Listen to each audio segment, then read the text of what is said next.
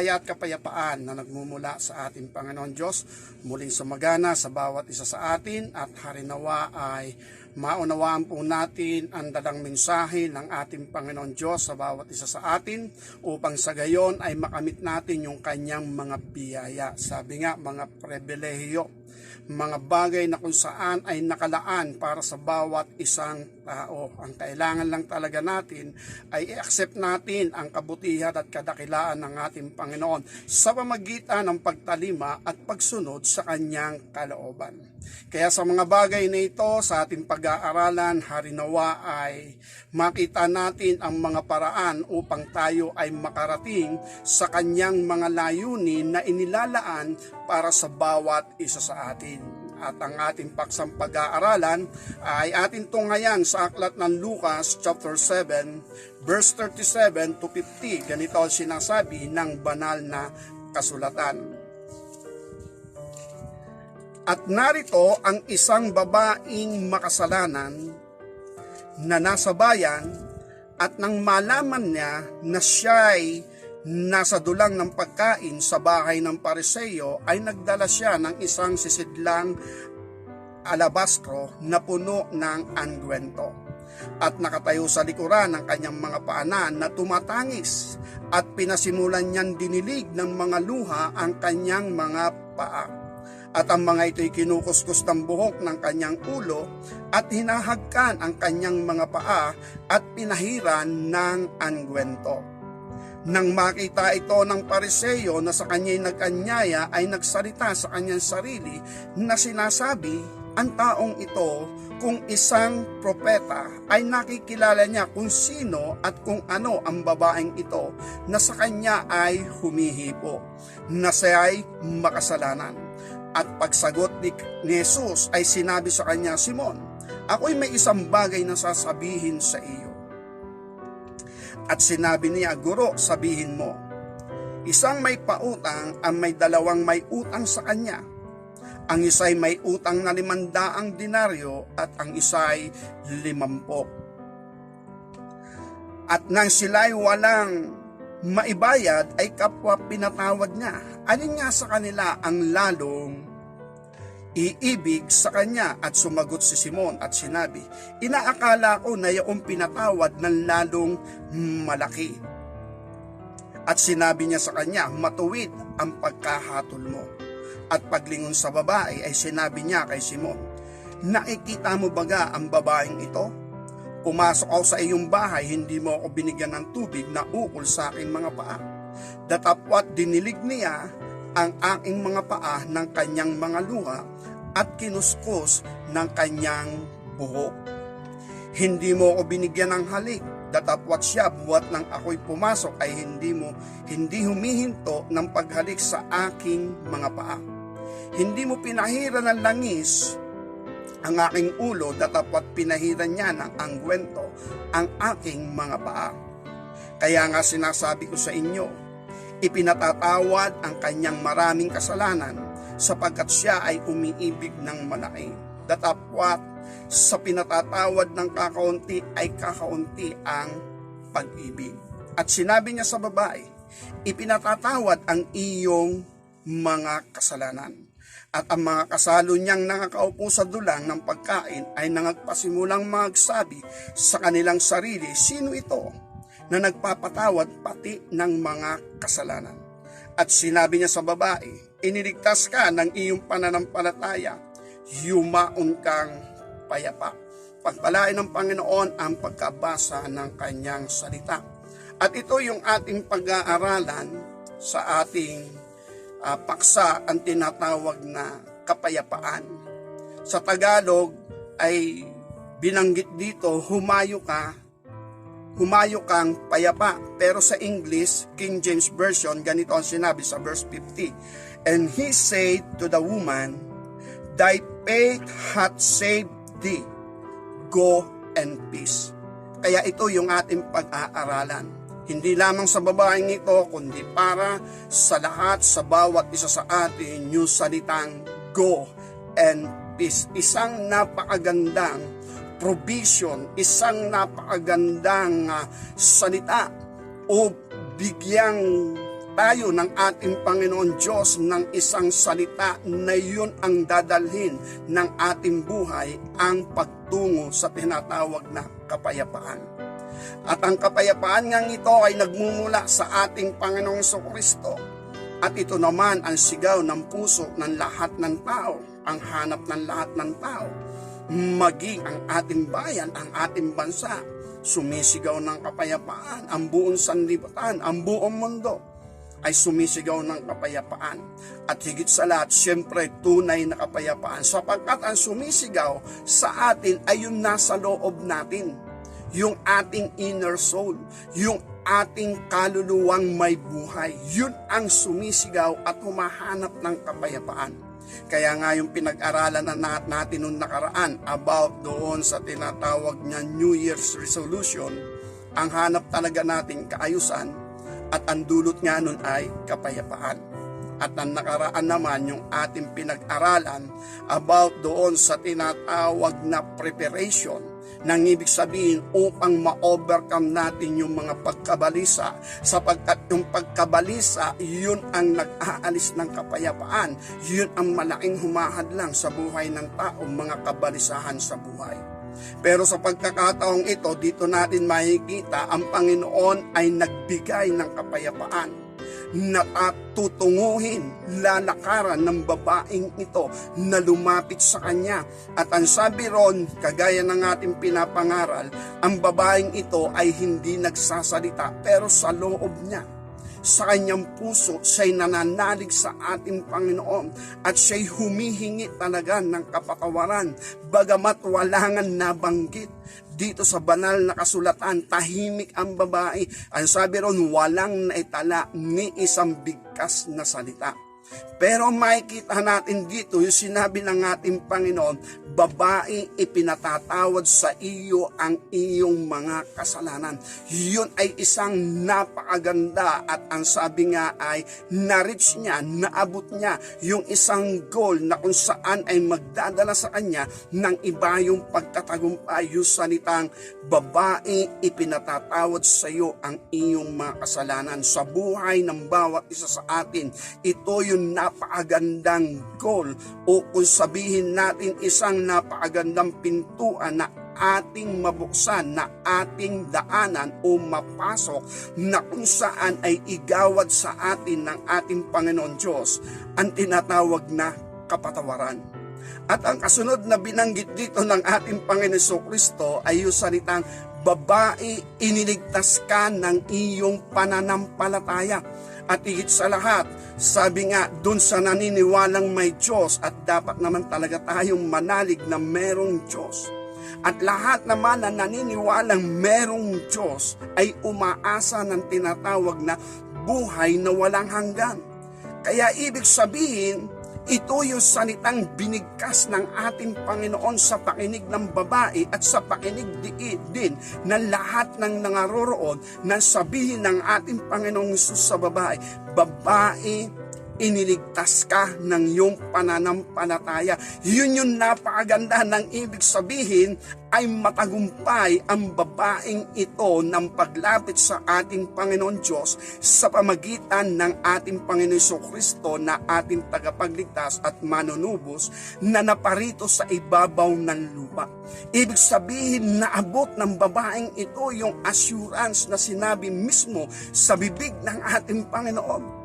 Babae, iniligtas ka ng iyong pananampalataya. Compare naman doon sa mga pag-aaral natin about acceptable faith, about assurance of our salvation, yung Matthew chapter 7. Pagdating ng panahon, maraming hindi kikilalanin ng ating Panginoon. Nasasabihin niya, hindi ko kayo kilala. At sasabihin naman ng mga tao, Guro, nangaral kami. Nagpalayas kami ng masamang espiritu, gumawa kami ng himala sa iyong pangalan, nanghula kami. Pero sasabihin ng Panginoon, I can never knew you. Hindi ko kayo nakikilala. Pero ang babaeng ito, tuwirang kikilalanin ng ating Panginoon dahil siya mismo ang may sabi, babae, iniligtas ka ng iyong pananampalataya. Then yung kasunod dito, humayo kang payapa. At dun nga sa English ay, go and peace. Nang ibig sabihin, go and peace, Nang ibig sabihin, ang buhay mo ngayon, ang lalakaran mo na ngayon at ang buhay na iyong patutunguhan dito sa ibabaw ng lupa ay buhay na meron taglay na kapayapaan. Napakaganda ng buhay ng tao kung taglay niya ang kapayapaan at ang naggagawad nga nito ay ang ating Panginoon Kristo. Nasa Kanya yung kapayapaan. Kaya relatedly, marami tayong mababasa sa banal na kasulatan at ang sabi nga ay napakaraming binanggit sa banal na kasulatan na ang Panginoon ang pinagmumula ng kapayapaan at ang ating Panginoon Diyos. Pero ang ating Panginoon, focus tayo sa Kanya dahil ang sabi ng Panginoong Isus, siya yung nagbigay at nagsabi, humayo kang payapa. Go and peace. Sa aklat ng Juan, chapter 14, verse 27, sinabi ng banal na kasulatan na kung saan huwag magulumihanan ang inyong mga puso. Or else, yung sinabi niya, iniiwan ko sa inyo ang aking kapayapaan. At ang aking kapayapaan na ibinibigay sa inyo ay hindi kagaya ng kapayapaang ibinibigay ng sanlibutan. Kaya dahil dito ang ating makikita at mapapansin dito, personal binanggit ng ating Panginoon Kristo, aking kapayapaan. Ano nga ba sabi? Ang kapayapaan ay iniiwan ko sa inyo at ang aking kapayapaan ay ibinibigay ko sa inyo. Hindi gaya ng ibinibigay ng sanlibutan ang ibinibigay ko sa inyo. Huwag magulumihanan ang inyong puso ni matakot man. Kaya ibig sabihin, yung kaaway ng kapayapaan, kagulumihanan o pagkabalisa. Pero sabi ng Panginoon, aking kapayapaan. Ibig sabihin, personal ngayon. Personal na meron siyang taglay. Kaya totoo yung sinasabi ng ating Panginoon Kristo dun sa Matthew chapter 11 verse 27, walang nakakakilala sa Ama kundi ang anak. At wala naman nakakakilala sa anak kundi ang Ama. At iyaong ibigin ng anak na pagpahayagan niya. Kaya ibig sabihin, ang ating Panginoon Kristo na sabihin niya ito ay naibigay sa Kanya ang buong kapamalaan sa lahat ng bagay. Bagamat ang Ama, ang sabi nga, siya ang pinagmula ng kapayapaan at ito'y dumadaloy sa anak. At dahil dito, personal na sinabi ng ating Panginoon Kristo, aking kapayapaan. Hindi niya sinabi yung kapayapaan namin ng Ama ang ibinibigay ko sa inyo, kundi inangkin ng ating Panginoon Kristo na naipagkatiwala na nga sa Kanya ng ating Panginoon Diyos ang lahat ng mga bagay. Kaya dahil dito, ang sabi rito, basahin po natin Matthew chapter 11 verse 27, ang lahat ng bagay ay ibinigay sa akin ng aking Ama. Yung sabi rito, lahat ng bagay ay ibinigay sa akin ng aking Ama. Kaya yung authority ng ibig sabihin, binanggit ng ating Paiso Kristo, personal, ang aking kapayapaan ay ibinibigay ko sa inyo. Kausap niya dito yung mga alagad at mga sumasampalataya sa Kanya. Ibig sabihin, personal niya itong ibinibigay. Dahil dito kung ating pag-aaralan, ang sabi nga, ang kapayapaan ng mga bagay na ito ang siyang hangad ng lahat ng tao maging ng buong mundo, kapayapaan. At ang ating pag-aaral nga nung nakaraan, sabi nga nung nagdaos ng pag-alaala sa Kapaskuhan o pagsilang ng ating Panginoon Kristo, bagamat ang sinasabi ng Bible, yun ay summer. Kaya lang wala tayo dun magagawa. Na tayo ay nagpapakilala lamang na kung saan ay nakikiisa tayo sa pag-alaala ng ating Panginoon Kristo ay nagkatawan tao at isinilang sa ibabaw ng lupa. At nang siya'y isilang nga dito sa ibabaw ng lupa, ang sabi nga doon ay luwalhati sa Diyos sa kataas-taasan at sa lupa'y kapayapaan sa bawat kinalulugdan niya. Yun ang sinasabi ng aklat ng Lucas chapter 2 Ganito ang pagkasabi sa verse 14, luwalhati sa Diyos sa kataas-taasan, sa lupa'y kapayapaan, sa mga taong kinalulugdan niya. Kaya ibig sabihin, isa sa plano ng ating Panginoon Diyos ang kaganapan ng mga bagay na sinalita ng anghel na ito. Luwalhati sa Diyos sa kataas-taasan, sa lupa ay kapayapaan, sa mga kinalulugdan niya. Nang ibig sabihin, kalakip nito yung pananalig, kalakip nito yung pananampalataya upang sa gayon yung kapayapaan ay matanggap ng bawat isa. Sabi nga, kapayapaan sa lupa, sa bawat isang kinalulugdan niya. Kaya ibig sabihin, kung hindi tayo mananampalataya sa iniluwal, sa pasabsaban, sa pamagitan nga ni Mary, nang ibig sabihin hindi tayo nananalig sa ating Panginoong Kristo bilang manunubos at tagapagligtas ng ating buhay bilang Panginoon. Yung kapayapaan ay parang tila mailap sa buhay ng tao. Pero ito'y pangako na ng ating Panginoon. Sapagkat pangako na rin ito bago pa isilang ang ating Panginoong Kristo sa aklat ng Isaiah chapter 9 verse 6, ganito ang pagkasabi ng banal na kasulatan patungkol sa pagsilang ng Misayas. Ganito ang mga pangako o yung tinatawag na mga hula sa pamagitan ng pagsilang ng sanggol. Isaiah chapter 9 verse 6, ganito ang sinasabi ng banal na kasulatan. Sapagkat sa atin ay ipinanganak ang isang bata, sa atin ay ibinigay ang isang anak na lalaki, at ang pamamahala ay maaatang sa kanyang balikat, at ang kanyang pangalan ay tatawaging kamangha-mangha, tagapayo, makapangyarihan Diyos, walang hanggang Ama, Pangulo ng kapayapaan. Ang sabi rito sa English ay the everlasting Father, the Prince of Peace. Ibig sabihin, Pangulo ng kapayapaan. Yung sinabi rito, ang pamamahala ay maaatang sa kanyang balikat. Kaya totoo yun, na ibigay nga ang lahat ng bagay ng pamamahala sa ating Panginoong Kristo. Kaya ibig sabihin, yung kapayapaan na sinabi niya sa mga alagad at sa mga mananampalataya, ang aking kapayapaan ay iniiwan ko sa inyo. At ang aking kapayapaang ibinibigay ay hindi kapayapaang ibinibigay ng sanlibutan. Kasi nga ang ating Panginoon Kristo, nasa Kanya yung full of authority. Kagaya nga ng mga pag-aaral natin ng mga nakaraan. Nasa ating Panginoon Kristo ang paghatol, siya yung huhukom. Sabi nga, siya yung ating tagapagligtas ngayon. Pero pag natapos ang buhay dito sa ibabaw ng lupa, ang ating Panginoon Kristo naman, siya naman yung huhukom sa lahat ng tao. Kaya ibig sabihin, yung pamamahala nasa Kanya, hindi na sa Ama. Nang ibig sabihin, ang Ama ay naandun lamang.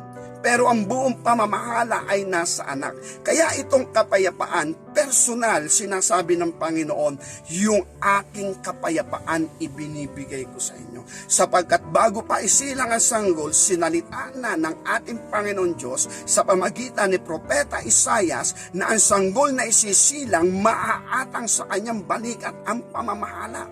Ang pangalan niya tatawaging kamangha-mangha, makapangyarihang Diyos, o makapangyarihang Diyos, walang hanggang Ama, at Pangulo ng kapayapaan. Kaya ibig sabihin, ang mga bagay na ito, ang Pangulo ng kapayapaan ay ang ating Panginoon Kristo.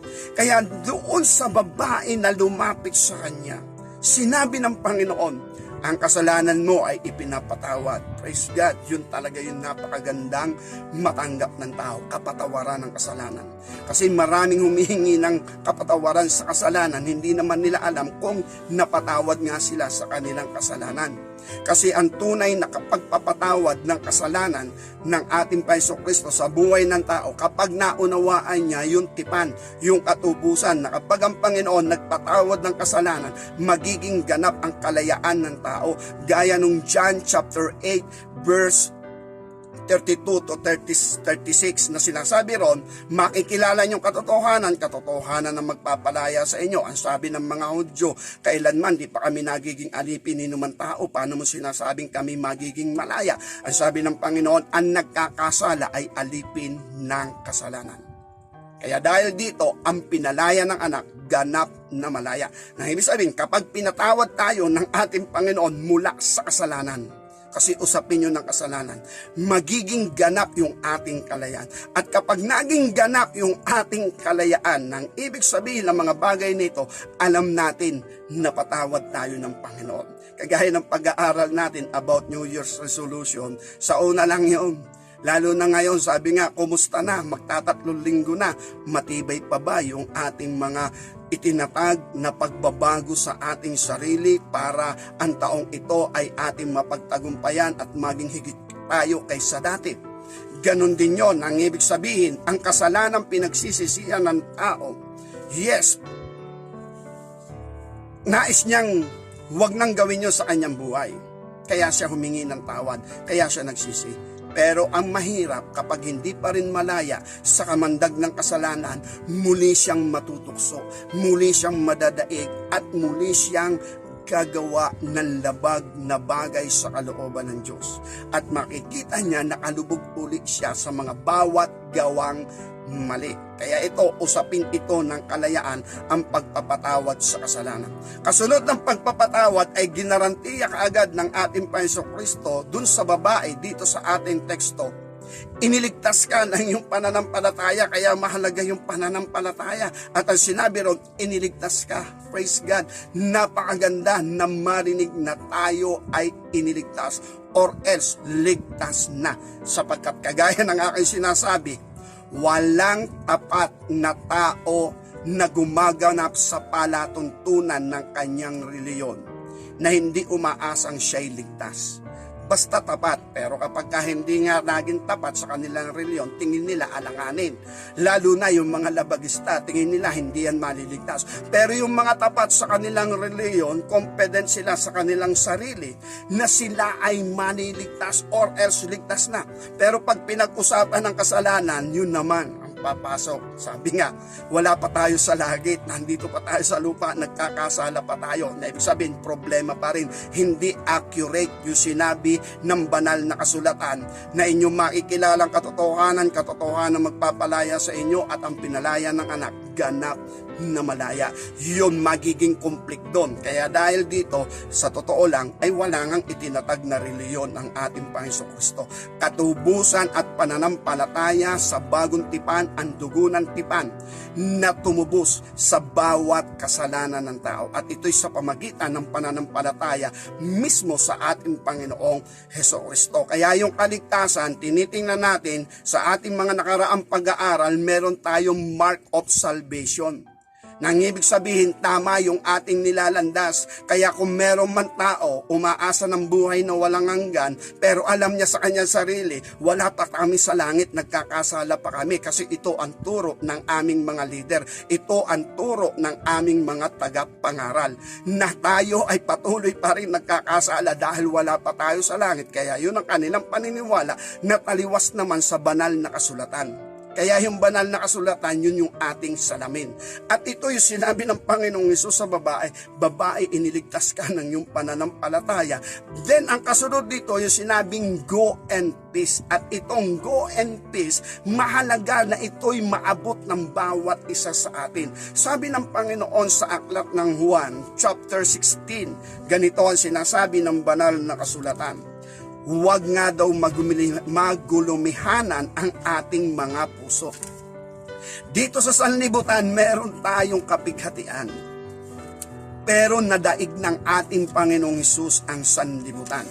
Sabi rito sa huling talata, verse 33, ang mga bagay na ito ay sinalita ko sa inyo upang kayo'y magkaroon sa akin ng kapayapaan.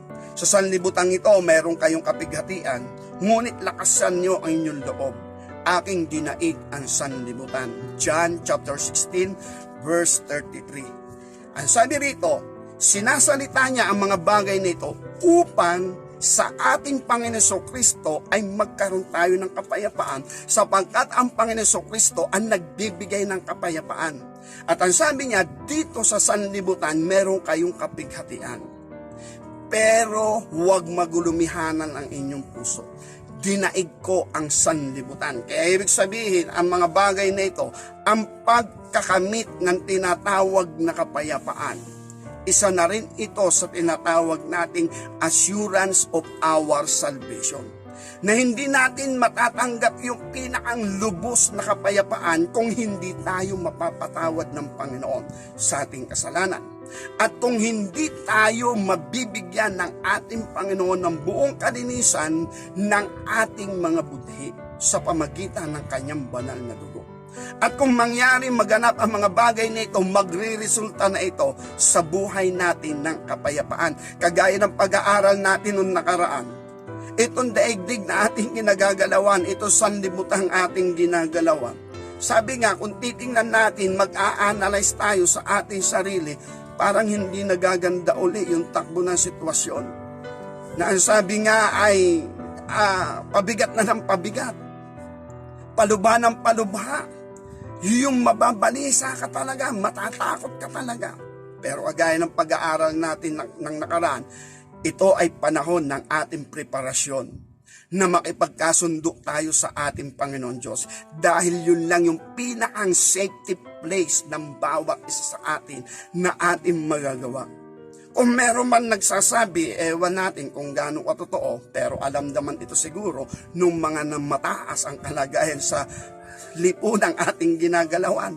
Ang sabi nga, meron ng preparasyon para doon sa Mars.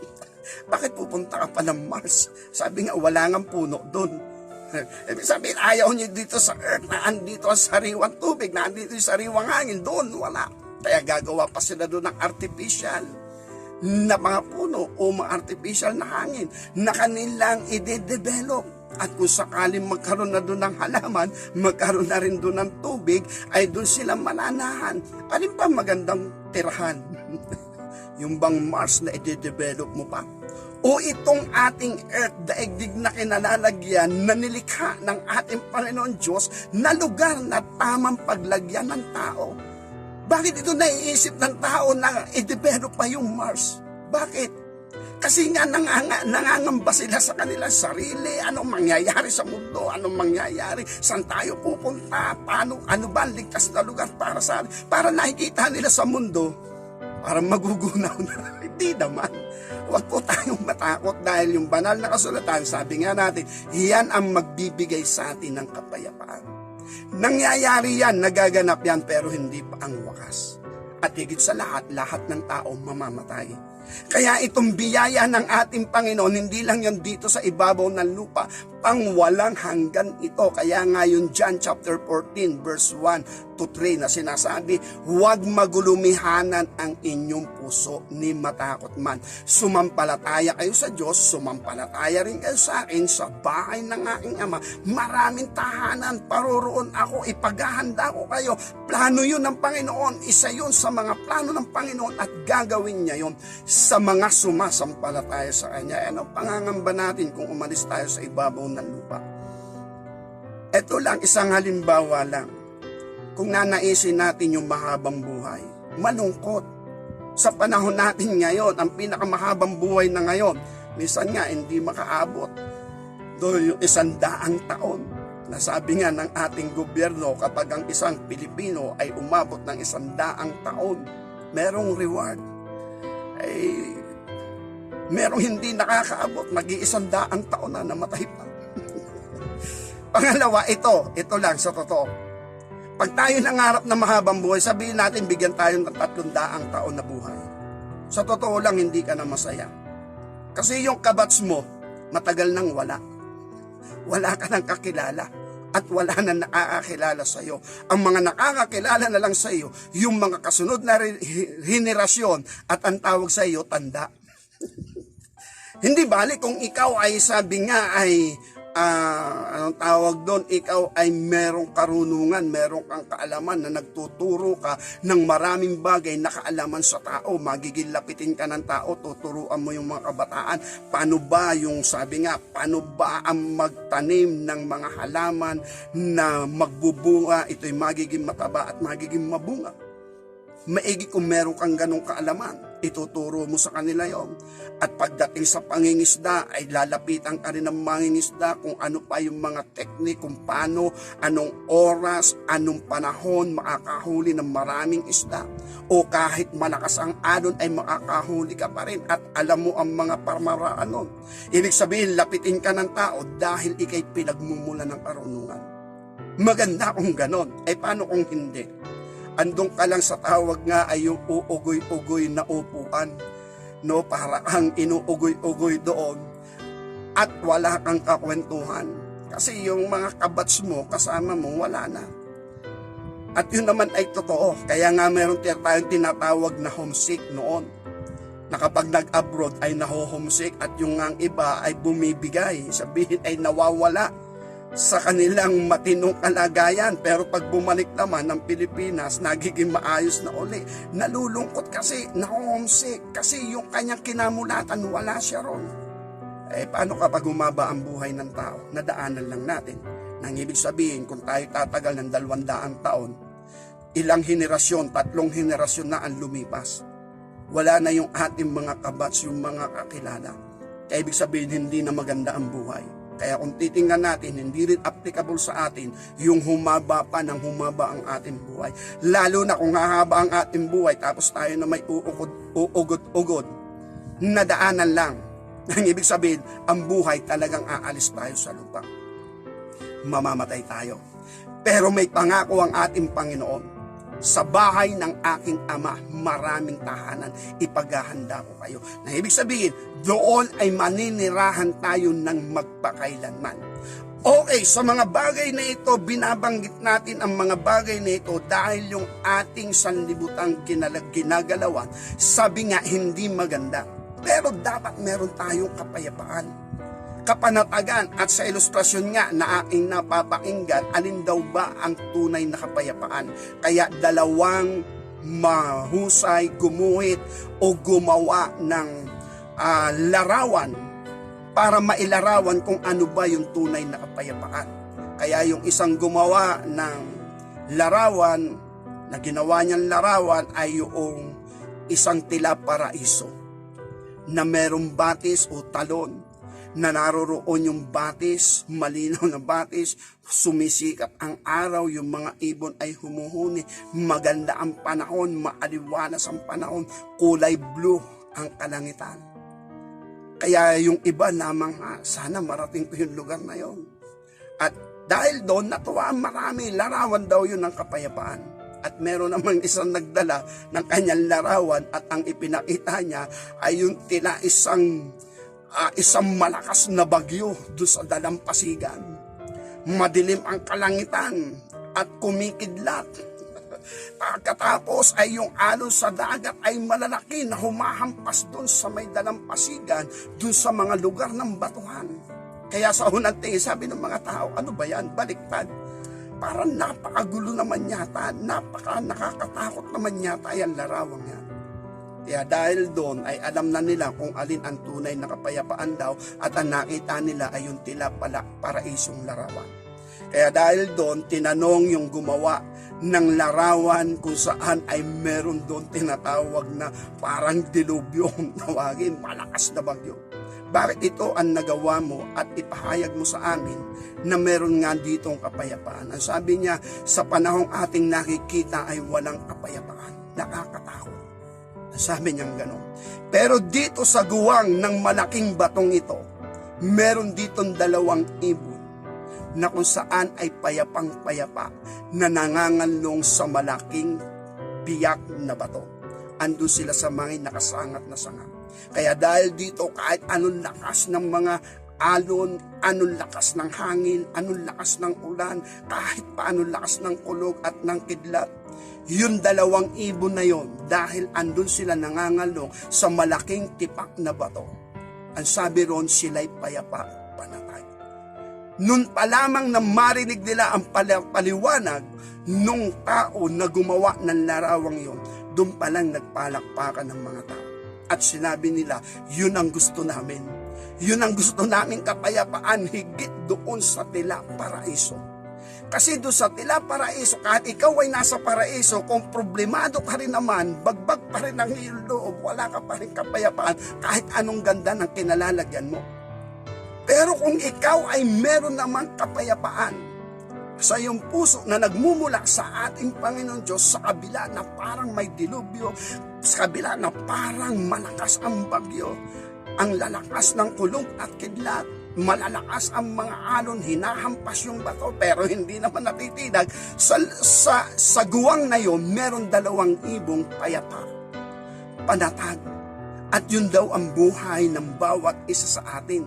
Dito sa ibabaw na lupa, kapag tiningnan natin, meron pa rin kapayapaan kung tayo'y nasa ilalim ng pamamahala ng ating Panginoon Diyos. Halinawa, maunawaan po natin yung ilustrasyon patungkol sa kapayapaan. Wala po tayong magagawa. Ang sabi nga na itala na ito sa banal na kasulatan, mangyayari't mangyayari ang tinatawag na Great Tribulation. At sa Great Tribulation na ito, hindi natin yan mapipigilan. At ang Great Tribulation na ito, nakita na yan ng Panginoon Diyos na mangyayari't magaganap. Yan ay lalang ng tao. Yan ay resulta ng plano ng mga tao. Bagamat yan ay kayang pigilan ng ating Panginoon Diyos. Pero ipinapahintulot nga ito ng ating Panginoon Diyos hanggang sa maganap at magagawa nga ito, mangyayari ang Great Tribulation na ito sapagkat itinala ng banal na kasulatan. Pero bago mangyari, maganap, kukunin muna ng Panginoon ang kanyang mga banal. Bakit ba magkakaroon ng Great Tribulation? Ang sabi nga, nagkakasundo ang maraming tao na mayroong gustong maghari sa ibabaw ng lupa. Bagamat hindi niya pagkaari ang daigdig, pero gusto niya maging hari sa daigdig. Pero kung titingnan natin, sino ba may likha ng daigdig? Ang Ama, sa pamagitan ng berbo o ng salita. At yung salita nagkatawang tao. Kaya yung John chapter 1, siya'y naparito sa sariling kanya, hindi siya nakilala ng sariling kanya. Kaya ibig sabihin, ang maghahari lang talaga dito sa ibabaw ng lupa, mangyayari't mangyayari at magaganap ang Panginoon Jesucristo lamang. At yun yung tinatawag ng banal na kasulatan na millennial reign. 1,000 taon ng paghahari ng Panginoong Hesus sa ibabaw ng lupa pagkatapos ng Great Tribulation. Pahihintulutan ng Panginoon ang nasa ng puso ng tao bagamat hindi tama.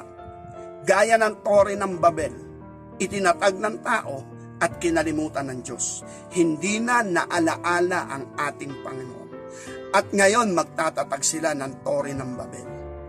Hindi pinahintulutan ng Panginoon na matapos ang planong yun.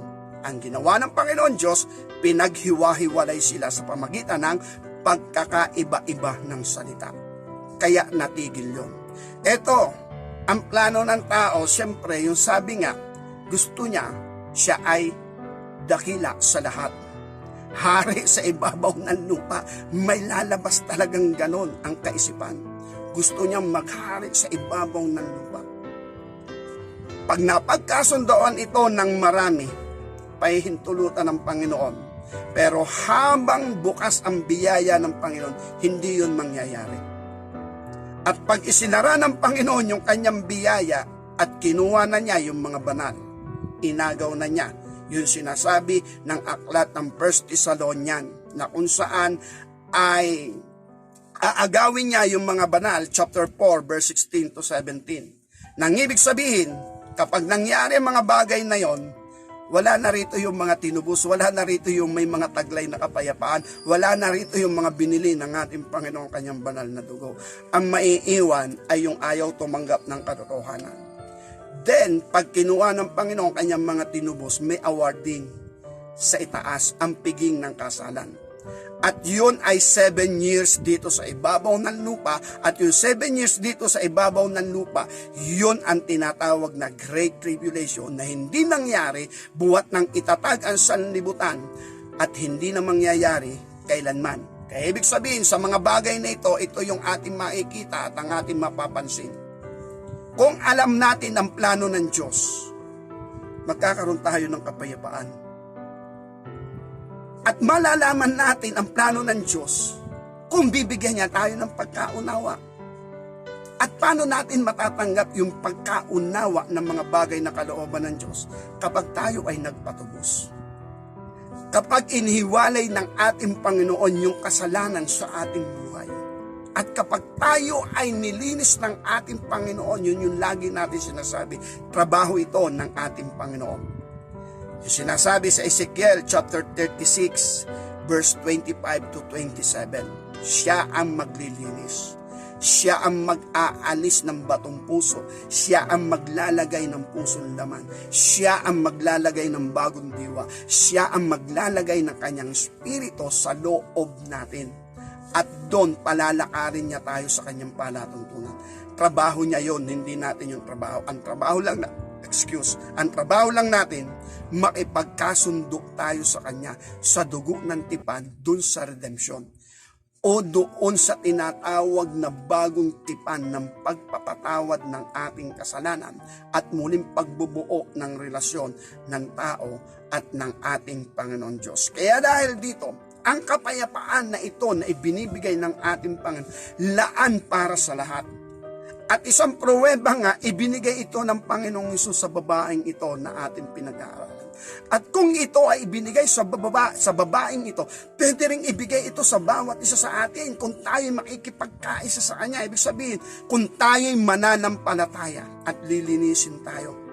At maa-assured natin yung ating kaligtasan na tayo'y napatawan. Kaya dahil dito mahalaga yung sinabi nating pag-aaral, yung panalangin ni Haring David sa Awit chapter 51. Yun ay panalangin ng transformation, conversion talaga. Yung panalangin yun, hindi basta patawad, kundi pagbabagong tao talaga. Kaya dahil dito, ito rin ang dapat nating gawin. At kung matatanggap natin ang mga bagay na ito, ang sabi nga, anak nga tayo ng ating Panginoon Diyos. Ayon dito sa aklat ng Mateo, chapter 5, ganito ang sinasabi ng banal na kasulatan.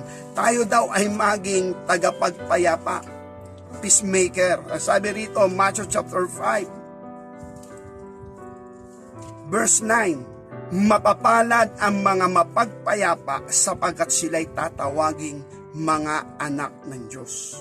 Sa English, blessed are the peacemaker, for they shall be called the children of God. Kaya magkakakonek yung babaeng pinag-aralan natin na lumuluha sa paanan ng Panginoong Kristo. Sabi ng Panginoon, babae, ipinatatawad ang iyong kasalanan. At pagkatapos nito, sinabi ng Panginoong Hesus, babae, iniligtas ka ng iyong pananampalataya. At dun sa huli, go and peace, humayo kang payapa. Ako'y naniniwalang lubos, kagaya na sinabi ni Haring David, kung mararanasan niya at matatanggap niya yung kanyang kahilingan. Ibabahagi daw niya ito at isasaysay niya sa mga makasalanan. At ang mga makasalanan daw ay magbabalik loob sa ating Panginoon, or else mananalig sa Kanya. Ako'y naniniwala ang babaeng ito, kung tinanggap niya ang kapatawaran at tinanggap niya yung kapayapaan, full of joy, full of peace, and full of love, hindi pwedeng hindi niya ito sabihin sa iba na siya'y nakalabas mula sa pagkabalisa. Kaya nga yun ang naging trabaho niya, ang pagiging makasalanan. At dahil dito, nang wala na siyang kabalisan, alam niya na bubuhay siya ng malinis, banal, matuwid sa harapan ng Diyos. At meron siya ngayong kapayapaan, ano pa ang dahilan ng buhay. Kundi ipahayag niya ito sa iba sapagkat alam niya maraming kagaya niya ang nangangailangan ng kapayapaan, kagalakan, katuwaan at kakontentuhan. At ang mga bagay na yon ay natanggap niya sa ating Panginoong Kristo. At ang mga bagay na ito, sadya namang plano ng ating Panginoon para sa lahat. Pero yung para sa lahat, doon sa mga taong mananampalataya, sa redemption o katubusan ginawa ng Panginoong Hesus, ang pagpasok sa bagong tipan o ang pakikipagkaisa sa bagong tipan o ang pakikipagkasundo sa bagong tipan, at yung tinatawag na kalayaan mula sa kapangyarihan ng kasalanan. Kaya dahil dito, kung ang mga bagay na ito ay matatanggap ng bawat isa, alam niya na andun siya sa tinatawag na kapayapaan dahil alam niya ang plano ng Diyos. Bakit siya mababalisa? Higit sa lahat, kung alam niya ang plano ng Diyos, napatawad siya ng Panginoon, binili siya ng Panginoon, pag-aari siya ng Panginoon, ang sabi ng Panginoon, mas higit kayo sa maya, mas higit kayo doon sa liryo. Dahil yung pagkabalisa nga, hindi daw nagpapahaba ng buhay, nagpapaiksi pa nga. At higit sa lahat, ang sabi ng Panginoon, kung meron tayong kapayapaan sa Kanya, ibig sabihin, ipinaunawa sa atin ng Panginoon ang mga bagay na mangyayari at magaganap. At dahil dito, alam natin yung ating nilalandas. Alam natin yung ating patutunguhan. At alam natin yung buhay. Dahil doon, hindi tayo madadaig ng tinatawag na pagkabalisa. Kahit pa napakalakas ng bagyo. Pero kung tayo ay nanganganlong doon sa guwang ng malaking bato, para tayo yung mga ibong merong kapayapaan, na hindi natin maramdaman yung lakas ng hangin, sapagkat tayo nanganganlong sa malaking guwang na bato. Hindi natin maramdaman yung lakas ng alon. Meron tayong kapayapaan, meron tayong kapanatagan. Ganon din tayo sa panahon natin ngayon. Kung tayo ay makikipagkaisa sa ating Panginoon, magpapatubos tayo. Papasok tayo sa Kanyang biyaya. Matatanggap natin yung kapatawaran at matatanggap natin yung tinatawag na kapayapaan. At kapag taglay natin ang mga bagay na ito, tunay na tayo ang ilaw ng sanlibutan. Na yung ilaw na yun ay hindi mamamatay kahit napakalakas ng hangin. Sapagkat ang sabi nga ng ating Panginoong Hesus, John chapter 8 verse 12, ako ang tunay na ilaw ng sanlibutan. Ang sumusunod sa akin ay hindi lalakad sa kadiliman, kundi bagkos magkakaroon ng ilaw ng kabuhayan. Kaya ibig sabihin, ang Panginoong Hesus ang ilaw. At dahil dito, kung ang ilaw na ito ay nagdiliwanag kahit anong lakas ng hangin, kahit anong lakas ng bago, hindi daw yan mamamatay. At yan ay katunayan ng sinasabi ni Apostol Pablo sa Romans chapter 8 verse 35. Ano ba ang sinasabi ni Apostol Pablo sa Romans chapter 5 hanggang dun sa 37? Sino ang maghihiwalay sa atin sa pag-ibig ng Diyos? Sabi rito, verse 35, sino maghihiwalay sa atin sa pag-ibig ni Kristo? Ang kapighatian? O ang kahapisan, o ang pag-uusig, o ang kagutom, o ang kahubaran, o ang panganib, o ang tabak. Gaya na nasusulat, dahil sa iyo kami pinapatay sa buong araw, kami ay nabilang na parang tupa sa patayan. Hindi, kundi sa lahat ng bagay na ito, tayo'y higit pa sa mapagtagumpay sa pamagitan niyaong sa atin ay umiibig. At sino yung umiibig sa atin? Ang ating Panginoon Diyos, ang ating Panginoon Kristo. Wala daw makapaghihiwalay sa atin sa pag-ibig ng Diyos. At kung tayo ay iniibig ng Panginoon at nakapasok tayo sa Kanyang biyaya, ibig sabihin, yung ilawan natin, hindi yan mamamatay. Ano man yung ating daanan, ano man yung ating lakaran, ano man yung ating paroonan, mananatiling maliwanag yan. At dahil dito, kung ito'y ilawan na kailangan ng maraming mga tao, hindi papayagan yan ng ating Panginoon na ang ilawang yan ay mamatay. Kaya ibig sabihin, aalagaan tayo ng Panginoon, iingatan tayo ng Panginoon, poproteksyonan tayo ng Panginoon, sapagkat dala natin ang ilaw ng Panginoon upang dalhin natin sa ating kapwa-tao. At dahil doon, yung buhay natin magiging makabuluhan. May layunin yung buhay na natin ngayon. Nang ibig sabihin, gumagawa ang ating Panginoon Diyos sa ating buhay para dalhin natin ang biyayang ito sa marami pang mga tao. As of now, alam natin, marami na ang nangangamba, marami ang nawala ng trabaho, meron naman nakabalik na uli sa trabaho, pero ano naman ang mangyayari uli? Parang dadat na naman uli ng takot, dadat na naman ang ano ba magaganap ngayong 2021. Pero kung tayo ay natubos ng ating Panginoon, meron na tayong kapayapaan. Dahil alam natin, una, hindi tayo pababayaan ng Panginoon. Pangalawa, ilaw tayo ng sanlibutan. Pangatlo, kailangan tayo ng ating kapwa para dalhin ang biyaya ng Panginoon upang sila'y makamit din ang biyaya ng ating Panginoon. Ganun ang pagmamahal ng ating Panginoon Diyos doon sa mga hindi pa nakatatanggap ng liwanag. At kung hawak mo yung liwanag, hindi ka talaga mangangamba. No, hindi ka talaga mababalisa sapagkat ikaw ay merong taglay na kapayapaan. At ang kapayapaang yan, handa mong ibahagi, ibigay sa kapwa mo. Kaya ngayon ang sabi ng Matthew 5 verse 9, mapapalad ang mga tagapagpayapa, tatawagin silang anak ng Diyos. Ang tunay na kapayapaan, kapag natanggap natin, tunay din yung pakikipagkasundok natin sa tipan ng ating Panginoon Kristo. Totoo yun. Dahil taglay natin yung katunayan, ang tinatawag na kapayapaan.